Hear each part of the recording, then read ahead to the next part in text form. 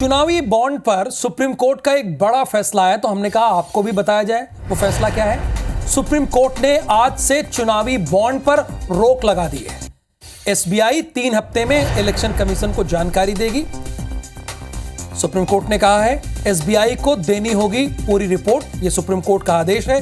चुनाव आयोग 3 हफ्ते में जानकारी ले, ये अच्छा, चुनावी बॉन्ड ये है जो चुनावी दल होते हैं, राजनीतिक दल होते हैं, उनको चंदे के तौर पर बॉन्ड दिया जाता है, उसी का लेखा जोखा देना होगा। अब रोक लगा दी गई। सुप्रीम कोर्ट ने आज से चुनावी बॉन्ड पर रोक लगाई है। जो लोकसभा चुनाव आना है, अब रोक लगा दी है सुप्रीम कोर्ट ने, और एसबीआई से कहा है कि आप हिसाब दीजिए पूरा।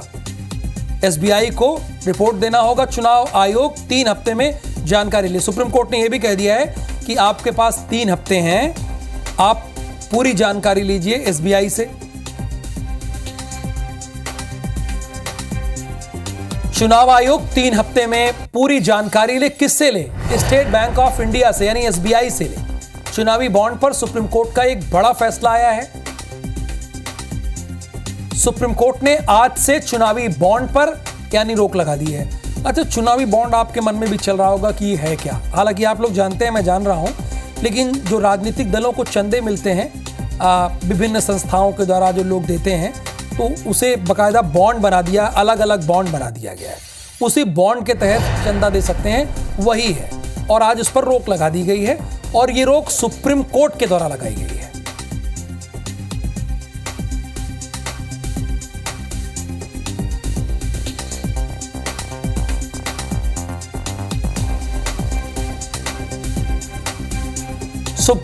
सुप्रीम कोर्ट ने कहा है कि एसबीआई को पूरी रिपोर्ट देनी होगी कि किस राजनीतिक दल को किसने कितना पूरा चंदा दिया है, उसका रिपोर्ट बाकायदा सामने रखना होगा चुनाव आयोग को।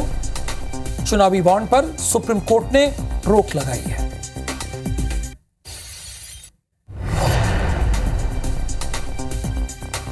खबर पड़ी है कि चुनावी बॉन्ड पर सुप्रीम कोर्ट ने रोक लगाई। एक लाइन में खबर यही है, बहुत अहम खबर है। चुनावी बॉन्ड पर सुप्रीम कोर्ट का एक बड़ा फैसला आया है। आज से रोक लगा दी गई है। सुप्रीम कोर्ट ने इलेक्टोरल बॉन्ड पर तत्काल रोक लगाई। इसे इलेक्टोरल बॉन्ड भी कहते हैं। यह असंवैधानिक है, स्कीम सूचना के अधिकार का उल्लंघन है। 6 मार्च तक पार्टियां हिसाब दें। लोकसभा चुनाव से कुछ महीने पहले सुप्रीम कोर्ट ने इलेक्टोरल बॉन्ड से चंदा लेने पर तत्काल रोक लगा दी है। उन्होंने तत्काल रोक लगाने के आदेश दिया है, जो आप लगातार सुन रहे थे IBC 24 के जरिए।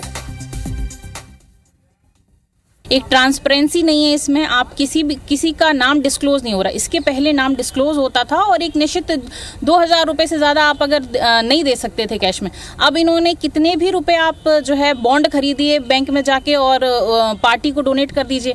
इससे ट्रांसपेरेंसी तो पूरी तरीके से खत्म हो गई, और निश्चित रूप से कहीं ना कहीं डेमोक्रेसी के लिए बहुत बड़ा खतरा है। तो मैंने इसमें पिटीशन दायर करी थी कि इस स्कीम को रद्द किया जाए। It should be transparent.